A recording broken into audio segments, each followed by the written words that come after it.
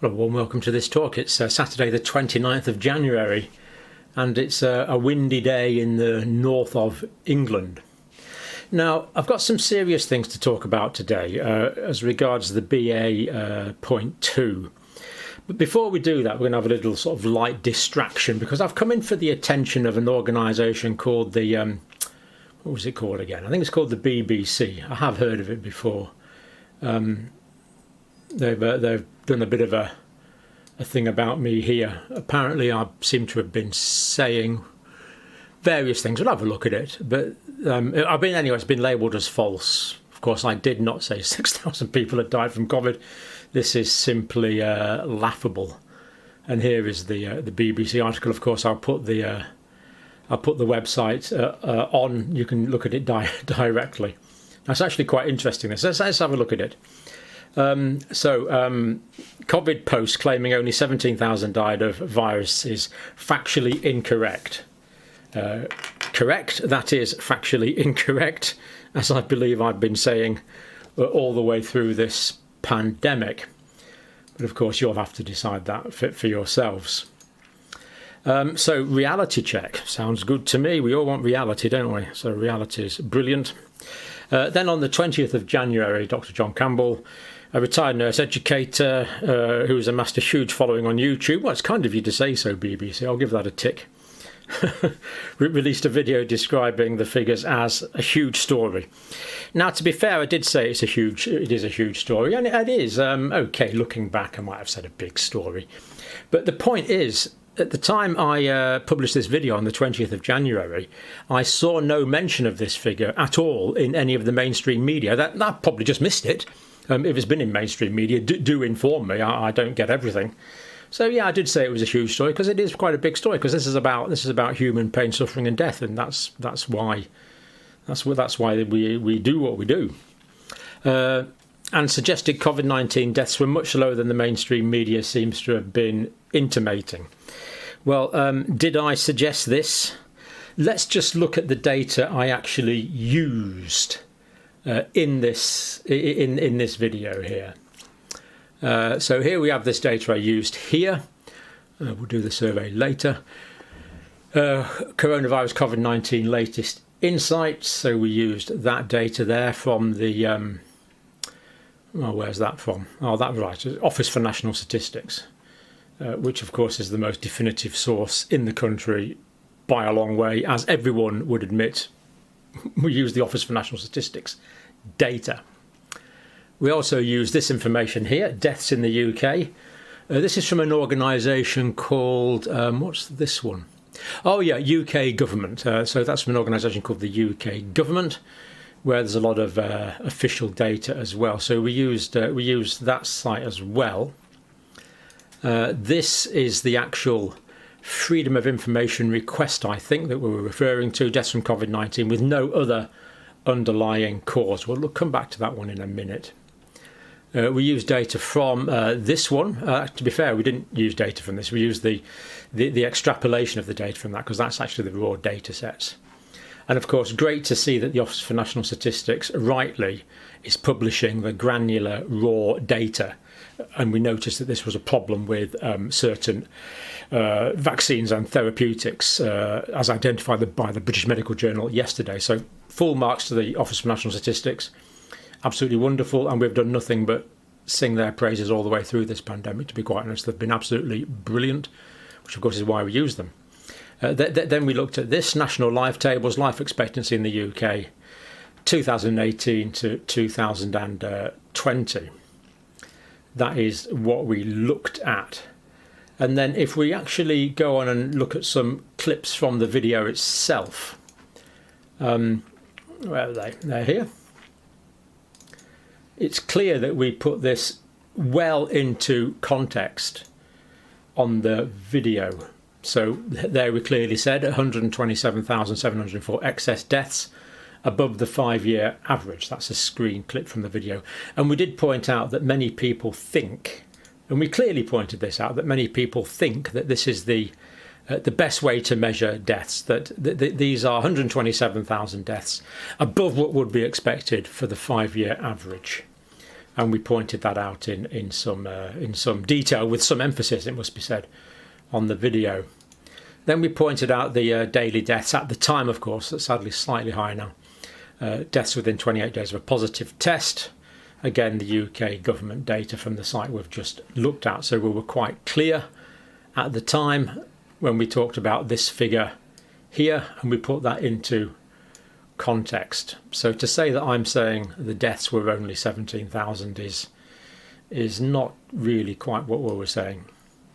And then we had deaths within 28 days, deaths on, where it's mentioned on the death certificates as a contributory factor, as opposed to the 17,500 deaths or thereabout that we are talking about as being the sole cause. And of course, this is the actual data here that we need to see. And we'll have a quick look at this now. Diabetes remained the most common pre-existing condition amongst COVID-19 deaths in England and Wales between October and December 2021. So this is the data we looked at. Well, we've clarified. We didn't actually look at this data on the video, but we've clarified it many times before and since. Proportion of death certificates where the death was due to COVID-19, that had by top 10 the pre-existing conditions, the comorbidities. Now, I started talking about comorbidities and explaining this in January. Was it January? It was probably probably early February 2020, when we started getting the very first data on comorbidities from China. That's how long we've been talking about this. I'm just full of incredulity here. Anyway, so diabetes we see is the most common, chronic lower respiratory disease, high blood pressure, diseases of the urinary system, which would include renal disease, ischemic heart disease, where there's not enough blood supply to the myocardium of the heart, signs and symptoms of ill-defined conditions. So this is other people with a variety. This could be called others, long-term causes of chronic ill health. Dementia and Alzheimer's disease, heart failure and complications and ill-defined heart disease, where the heart rhythm is abnormal, cardiac arrhythmias, better called dysrhythmias, malignant neoplasm of lymphoid, hemopoietic and related tissues. In other words, that's basically people with blood cancers, malignant neoplasm of lymphoid, hemopoietic and related tissues. They don't seem to have a separate category there actually for other malignant disease. Interestingly, presumably it's below the top 10. And then finally, the group we were talking about, COVID-19 cases with no pre-existing conditions. That group there, and as we said, that was about 17,500 or so from what remember. And that is percentages, those terms of percentages. So we really couldn't have been clearer on this channel about comorbidities. If I haven't made that clear, then I unconditionally apologise for being such a rubbish communicator. But that's always what we've tried to communicate. Now, and just out of interest, all that data is readily available here. On I think that's live there. So you've got the hospitalisations. I mean, they've got fantastic, so accessible levels of data from the Office for National Statistics, which is why we've used them repeatedly, absolutely repeatedly. So there we say antibody positivity 98% in England. Anyway, we could stay there for ages because it's such interesting data, and I'll put the link there. Do explore it for yourself, of course. Don't take my word for it, as we've always said. So there's a few links there. Click on them for yourselves. This was the actual Freedom of Information request data, which we did look at, of course, because that's what we were talking about. This is the account that mainstream media hadn't picked up, to the best of my knowledge, at the time I made the video, which is what we were talking about. So this is 2020, where it was the only known cause on the death certificate. That was the first quarter of 2021, January, February, March, April. That was second quarter. That was third quarter. And I think the data might be just out for the fourth quarter now, because so we'll look at that as soon as we can.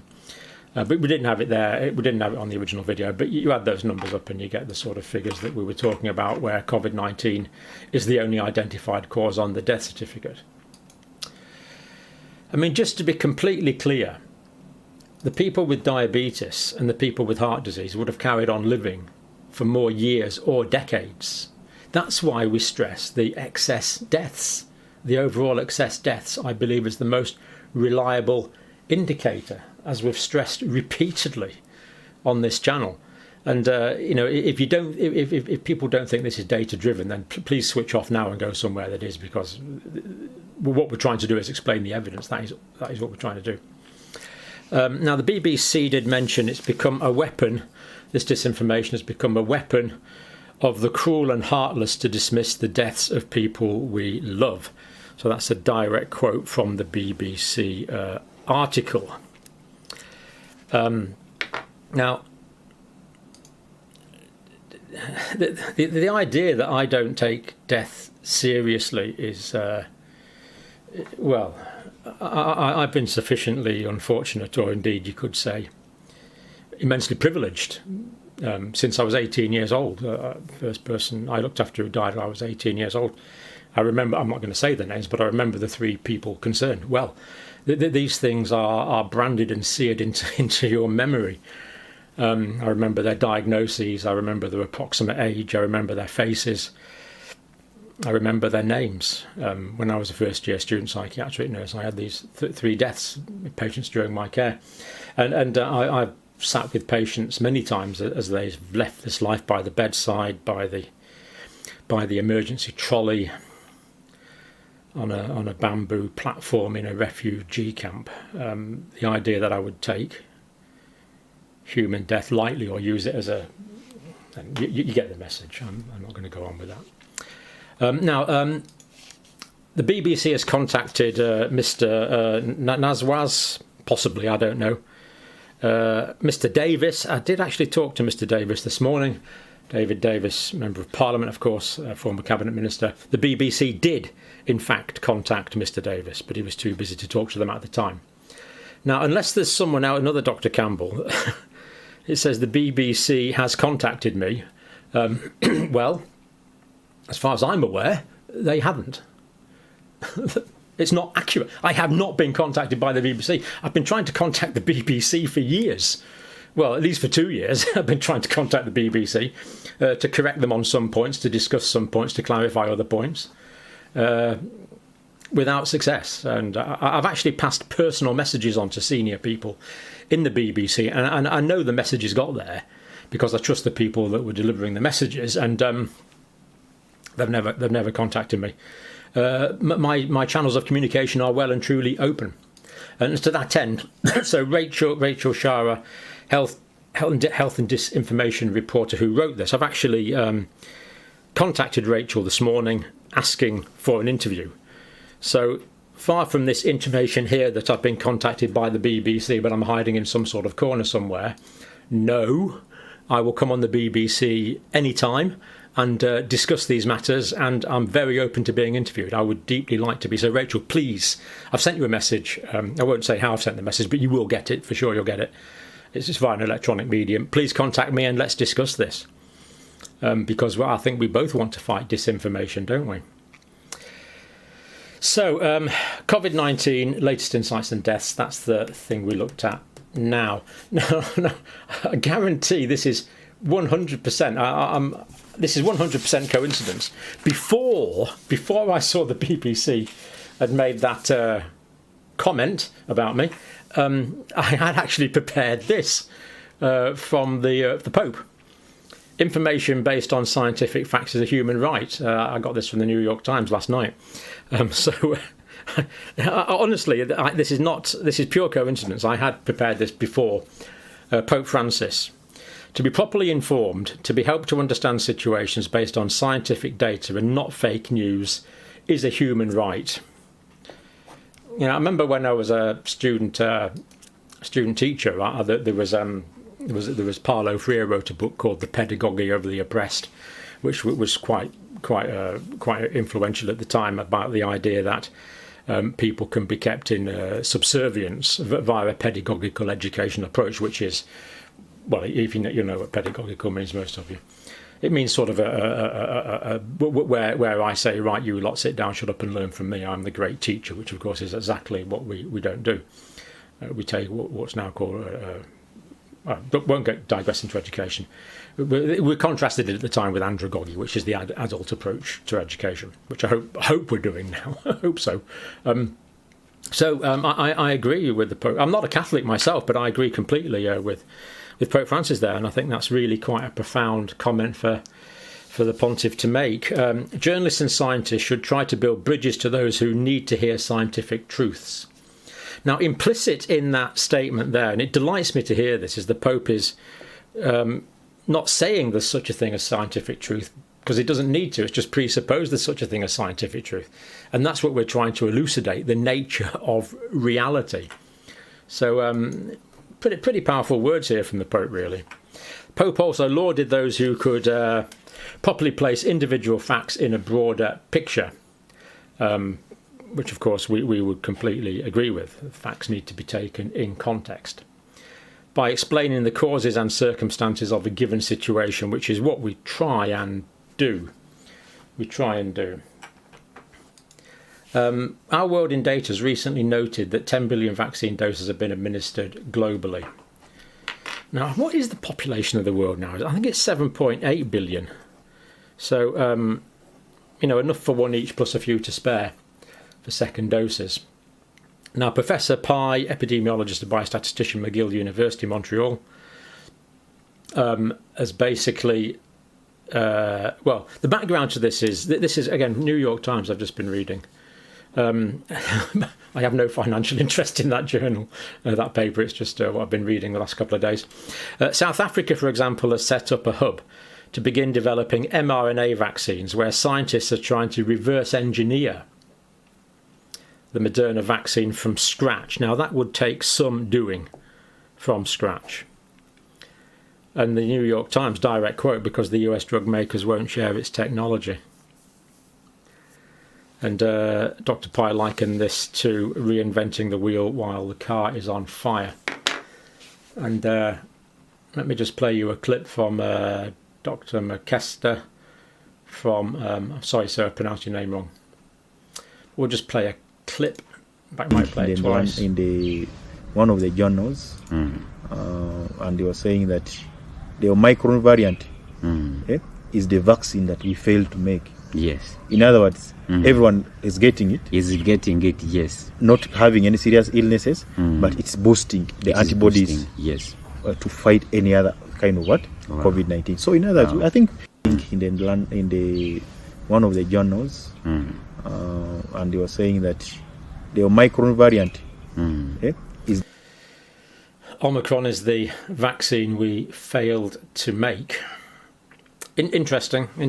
So if there's limited amounts of pain, suffering and death in poor populations, it's not so much because of clever science, but because of the fact that Omicron has come along and is much less pathogenic, which is incredibly good news for many poor income countries.